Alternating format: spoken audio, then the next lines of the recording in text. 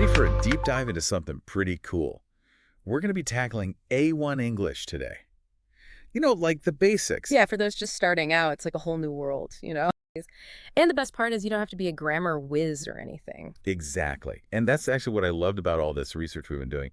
It really emphasizes that starting simple is like the best way to go. Forget memorizing, a whole dictionary all at once. Yeah, no need for that. You can actually unlock a ton of like everyday conversations Yo, yeah. just by mastering, I don't know, maybe 50 to 100 common words, Yeah. something like that. It's true. It's like, when you're building a house, you need that strong foundation first, right? Yeah. Before you can add the walls and the roof and all that stuff. So those like basic words, those are your foundation.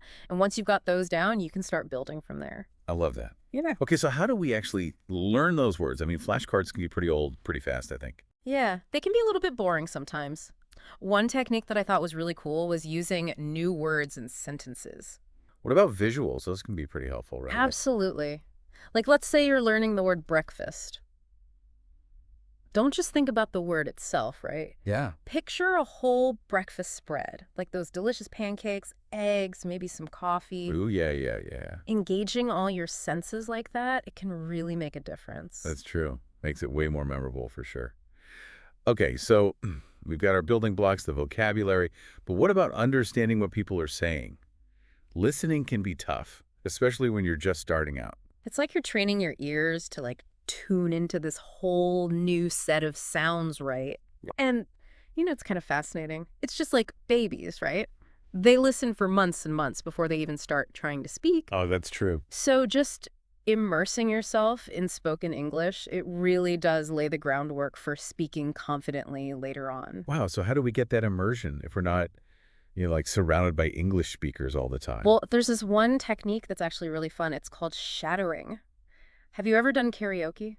Who hasn't? Okay, so it's basically karaoke but for spoken language. Oh. So you listen to a sentence and then you repeat it like right after, trying to match their pronunciation, their intonation, everything. I like that. It's like you're their shadow, echoing their voice. That's really cool. Yeah. I am definitely going to try that with like my favorite English TV show or something. I have to admit, though, the thought of actually speaking English out loud still makes me a little bit nervous. Oh, it's totally natural to feel that way, believe me. Yeah. But think about it this way. Everyone makes mistakes. Yes. Even native speakers, all the time. It's all just part of the process. So how do we get over that fear and like start speaking more confidently? One surprisingly effective technique is to just talk to yourself in English. Really? Yeah, I know it sounds kind of strange, but even just like narrating your day, in simple sentences, like I'm brushing my teeth or I'm making dinner, just little things like that can help you get more comfortable. That's interesting. It's like you're giving yourself a little private English lesson. Yeah. Right in your own head. Exactly. I like that a lot. Okay, but what if you're not ready for like a whole conversation yet? You can just start by repeating phrases that you hear in movies, TV shows, podcasts, whatever you like. Oh. Think of it as like rehearsing for the real deal. I like that. And remember, practice makes perfect, so the more you speak, the more confident you'll become. That's true. Okay, so speaking is important, but I've always thought of writing as something more, formal. Yeah. Not really necessary for like everyday conversation. Was I wrong? You'd be surprised. Even simple writing can really boost your conversational fluency. Really? It helps solidify like your understanding of grammar and vocabulary, even if you're just jotting down quick notes. That makes sense. Yeah. I remember back in school, writing essays definitely made me think more carefully about like how to use words and stuff. Exactly. And there are some really simple writing techniques that you can try. Okay. One that I thought was really cool is called the one-sentence journal. Yeah. So every day you just write one sentence about your day in English. Super simple, babe. Yeah. But it's a surprisingly powerful way to like reinforce what you're learning and track your progress. I like that. I could even share it on social media. Yeah. Make it a little challenge. I love that. Exactly. Speaking of challenges, this next concept was kind of mind-blowing to me. Thinking in English. Is that even possible when you're just starting out? It might sound tough, but it's honestly one of the most powerful ways to get fluent faster. Because when you're translating everything in your head, it just slows you down. Right. But thinking directly in English helps you skip that whole step. Interesting. And you can access those words and phrases way more quickly. So how do you actually do that? Do you just like suddenly switch your brain to English mode? It's more about like gradually training your brain. Okay. A really simple way to start is by just naming objects around you in English. So instead of thinking, like table in your native language, you just think table in English. I like that. Easy. It's like you're giving your brain a little workout in the language gym. Exactly. I could see how that would help a lot. But let's be real. Finding time to practice every day, that can be tough. Is it really necessary to practice every single day? Think of it like physical exercise, right? Yeah. Even short bursts of practice can make a big difference over time. So even just 15 minutes a day can really help. The key is consistency. Okay, 15 minutes I can definitely manage. So let's say I've carved out my 15 minutes. What should I actually be doing during that time? One approach is to kind of like divide your practice into different activities. So, maybe in the morning you spend 5 minutes just learning a few new words. Okay. And then you use them in sentences, just like we talked about before. So a little vocabulary boost to start the day. Exactly. I love it. What about the rest of the 15 minutes? So then maybe in the afternoon, you dedicate 5 minutes to listening practice. Right. So you could listen to a podcast, maybe watch a short video, or even just like eavesdrop on a conversation. Eavesdropping for English practice. I love it. It's fun. It's like being a language secret agent. Ew. Okay, what about in the evening? Okay, so in the evening, try speaking for 5 minutes. You could talk to yourself. Maybe you have a language partner, or even just use a language learning app. And then right before bed, just take a minute or two to write 1 or 2 sentences about your day in English. That sounds like a really well-rounded approach. I like that a lot. But let's be honest, learning a new language, it can be challenging. How do we stay motivated and avoid giving up when things get tough? One thing that can really help is to just remember your why. Like, Yeah. why are you learning English? Oh. What are you hoping to achieve? Reminding yourself of those goals, that can give you a real boost when you need it. That's true. It's so easy to get caught up in like the day-to-day and you forget the big picture. Exactly. You know what else helps? Celebrating those wins. Oh, absolutely. Every milestone, no matter how small, is worth celebrating. So, like, did you master 5 new words this week?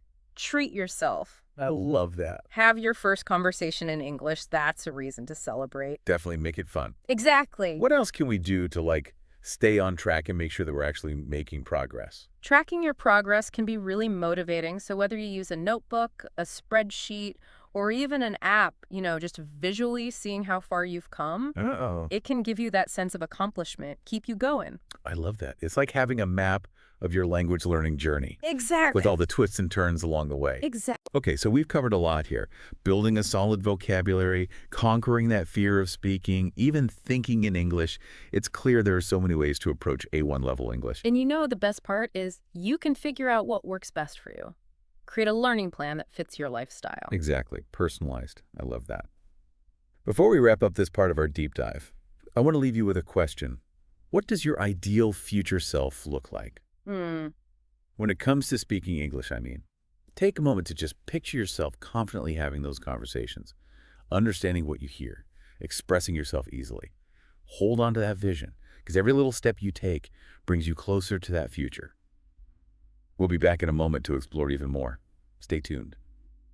Welcome back to our A1 English deep dive. We've covered so much already, like vocabulary, listening, even thinking in English. It's amazing, right? All this stuff we've talked about. But how do we actually take it from practice to real life? Talking to yourself in the mirror is one thing. Yeah. But actually using English out in the world, that's a whole other story. That is such a good point. And the research actually, it really emphasized that bridging that gap is so important. Yeah. It's like learning to ride a bike, You can practice balancing all you want in your driveway, but at some point, you gotta hit the open road. That's so true. Any advice on making that leap? It's all about looking for those opportunities to actually use English in your daily life, even if it feels a little scary at first. Yeah, for sure. Remember those phrases we practiced? Yeah. Put them to use. Okay, so what kind of opportunities, what are we talking about? Think about those everyday interactions, like ordering food, asking for directions, even just greeting someone in English. Okay. Start small, build that confidence up. Okay, yeah, I like that. It's like turning your everyday routine into a language learning adventure. Exactly. I love that. Any other tips for making English, more natural in our lives? One thing that can really make a difference is just immersing yourself in the language as much as possible. Okay, so you mean like listening to English music, watching movies, reading books, stuff like that. Exactly. Surrounding yourself with the sounds, the rhythms of English, even passively. Okay. It helps your brain get used to it, and you start picking up those phrases and expressions. That's true. I've definitely noticed the more I listen to like English podcasts, the easier it is to understand people Yeah.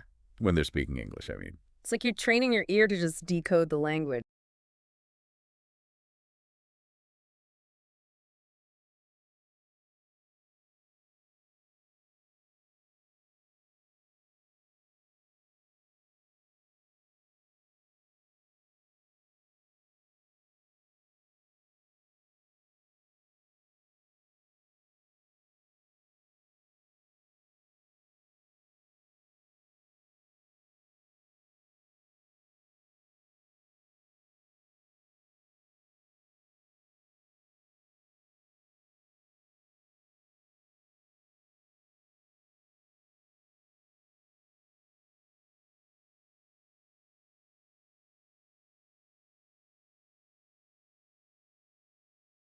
So fun. It's true. It is fun.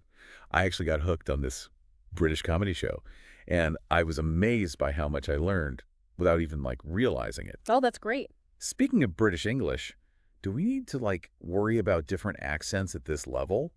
I mean, English is spoken all over the world. That's a really great question. And yeah, it's totally normal to feel overwhelmed by all the different accents. Yeah. But the good news is, at this stage, just focus on understanding one accent. So whether you choose American English, British English, or any other variety, stick with it for now. Okay, so once I've kind of got a handle on one accent, then I can start branching out. Exactly. And you know what? Exposure to those different accents, it's actually going to benefit you in the long run. Right. It's like having multiple keys to unlock that treasure chest of English. Ooh, I like that. Okay, but what about mistakes? I'm terrified of making mistakes and sounding silly. I think a lot of learners struggle with that fear. Yeah. But here's a different way to think about it. Okay. Mistakes, they're not failures. Okay. They're actually like these valuable learning opportunities. Hmm. It's like they say, you learn more from your failures than your successes. That's true. Every time you make a mistake, you're getting closer to getting it right. I like that. So don't get discouraged. See those mistakes as stepping stones on your path to fluency. That's really helpful, actually. I'm going to try to embrace my mistakes a little more. Speaking of things that can be a little intimidating, what about grammar? Do we need to be like grammar experts to speak English at this level? No, you definitely don't need to be a grammar expert. At this stage, it's more about developing a basic understanding of those essential grammar concepts, Okay. rather than trying to memorize a bunch of complicated rules. So it's more about getting a feel for how the language works rather than, all the technical stuff. Exactly. And remember, fluency and accuracy, Yeah. they come with practice. Yeah. Over time, don't let grammar hold you back from speaking and using the language. Okay, that's a relief.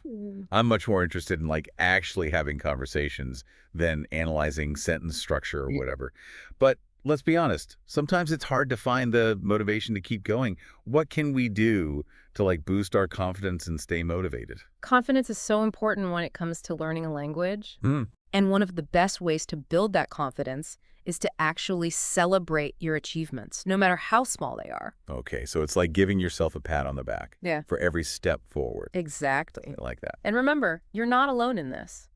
Find a language buddy, maybe join a conversation group, or even just connect with other learners online. Oh, yeah. Sharing your experiences and supporting each other, it can make learning so much more enjoyable. Yeah, like having a little cheer squad. Exactly. Okay, so we've talked about it immersing ourselves in English, but what about those real-life interactions? I know those can be nerve-wracking, especially when you're first starting out. Any advice? Remember those small steps we talked about, like Yeah. ordering coffee, asking for directions? Yeah. Those are great ways to start. And don't be afraid to let people know you're learning English. Most people are patient. They want to help, especially if you're making an effort. That's really good to know, actually. I think I get so focused on, like, perfecting my English Right. that I forget it's okay to just be a beginner Yeah. and make mistakes. That's fine. But speaking of real-life interactions, one thing I've always wondered about is how to understand different accents. I mean, English is spoken everywhere, and it feels like everyone has their own, unique way of speaking.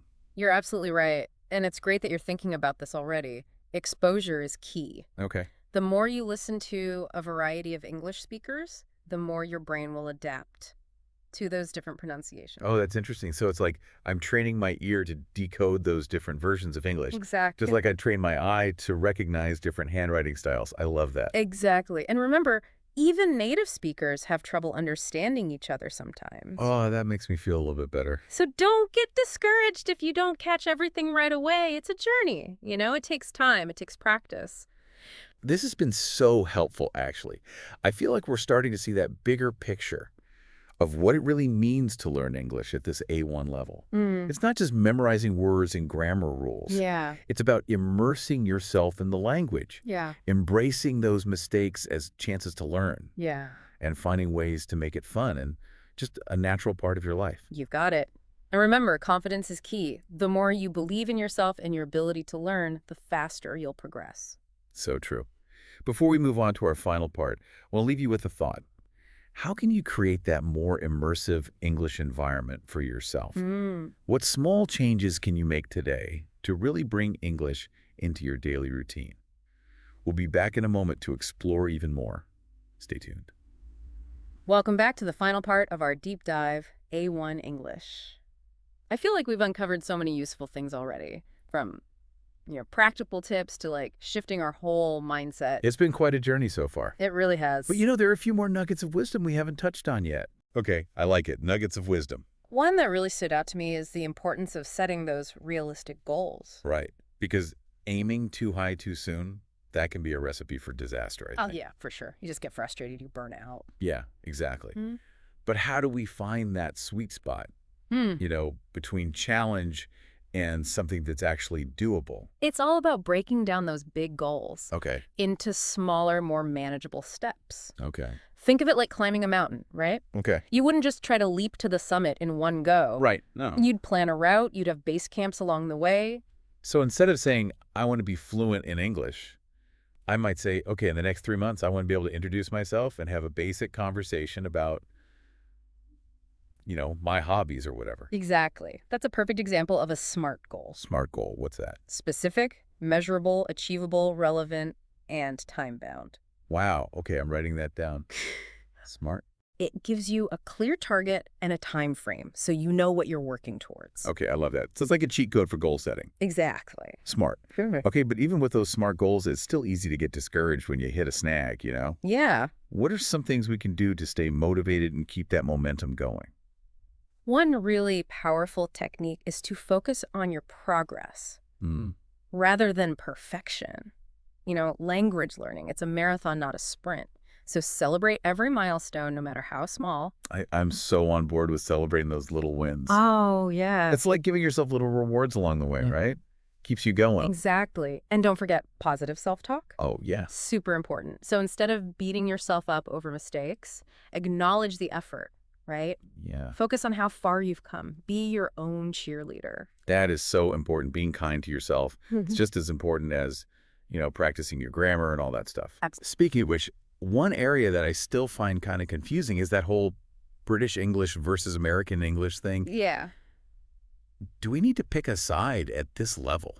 It's a really common question. And yeah, it can feel overwhelming. Yeah. But honestly, at this stage, the most important thing is just choose one, stick with it consistently. Okay. So it's like picking a lane and staying in it. Exactly. The core of the language. It's the same. And once you have that solid foundation, you can explore the nuances of the other. Okay. And you know what? Being exposed to both, it'll actually benefit you in the long run. Okay. It'll make your understanding of the language much richer. So it's not about choosing one over the other. It's about appreciating both. Exactly. I like that. Okay. Last question. Idioms and slang. Those are things we need to worry about right now. I mean, they can be tricky. They can be a little confusing at first, but don't let them intimidate you. Think of idioms and slang like the spices, Whoa. that add flavor to the language. So instead of trying to memorize a dictionary full of idioms and slang, I should just try to pick them up naturally as I go. Exactly. Pay attention to how they're used in conversation, movies, music, all that. Yeah, okay. Don't be afraid to ask questions if you hear something that you're not sure about. Okay. And remember, even native speakers, we don't know every idiom and every slang term out there. That makes me feel a lot better. I feel like this whole deep dive has been like a crash course, Not just in learning English, but in learning how to learn. Absolutely. We've talked about everything from building that vocabulary to understanding grammar to mindset, motivation, even just embracing that whole journey of learning. Yeah. And it doesn't have to be perfect, right? No, not at all. That's kind of the biggest takeaway for me. It's all about the process. Yeah. And enjoying it along the way. Yeah, Well, that about wraps it up for our deep dive into A1 English. it does. We've covered a lot of ground. But remember, this is just the beginning. The most important thing is to take what you've learned today and start using it. Yeah, Find what works for you. absolutely. Explore, experiment, and most importantly, have fun. And never stop learning. That's it for us. Thanks for joining us. And until next time, happy learning, everyone.